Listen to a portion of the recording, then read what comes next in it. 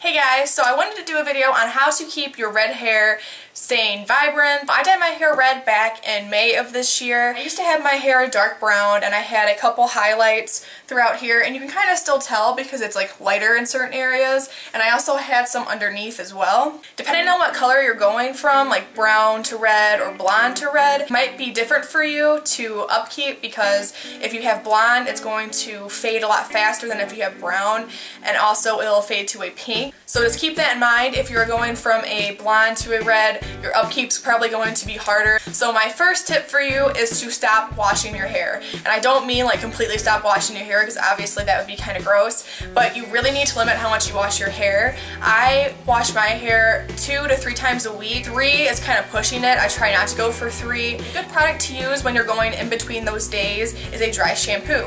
And the one I really love is the Batiste dry shampoo. This is like my favorite dry shampoo ever. I also have some that are colored, so I have a red one, but I don't personally use it because my hair isn't that vibrant. It's more of a darker red. So if you have that vibrant red, then you could definitely try that out and see if it works for you. My second tip for you is to get a good color safe shampoo.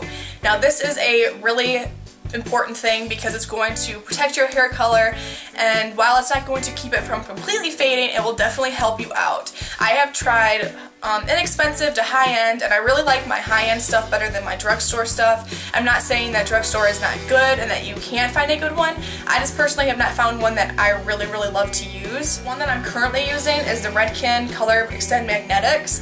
This is a sulfate-free shampoo, but it does still have a lather, so technically I think it does still have a little bit of sulfates in it, but whatever. I really love the way this one smells. It's very sweet smelling, but I really enjoy it. Another good high-end shampoo would be the Pureology, because they have a color just for reds, and it actually has some pigment in it, so it will actually deposit some color into your hair. But it's supposed to be more of like a once a week kind of shampoo, and this is more of a daily one. My next tip for you would be to use a cooler water when you're washing your hair, so either lukewarm or like just cool all together, and it will really help save your color. I have noticed that if I use a warmer temperature, then my color just keeps coming out while I'm washing it, but if I use a cooler one, a lot less comes out. Using a cooler water definitely does help maintain the color, so just keep that in mind. If you really can't handle using cold water, just use it slightly warm and see how that works for you, but I recommend using a colder water. Next tip for you would be to use some kind of spray, like a leave-in spray that has some kind of color protection. This is the Kenra Daily Provision, and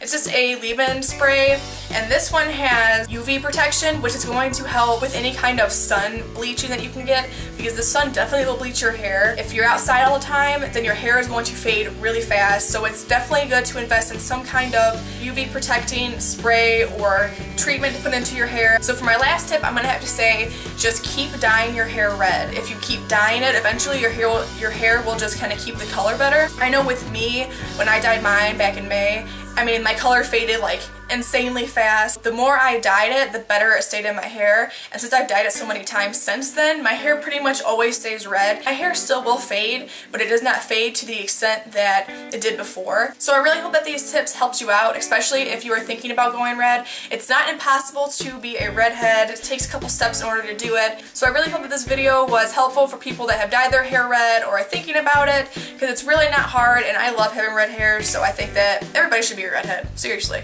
But thank you so much for watching. Remember to subscribe to my channel and give this video a big thumbs up if you enjoyed it. Thank you so much for watching, and I will see you next time. Bye!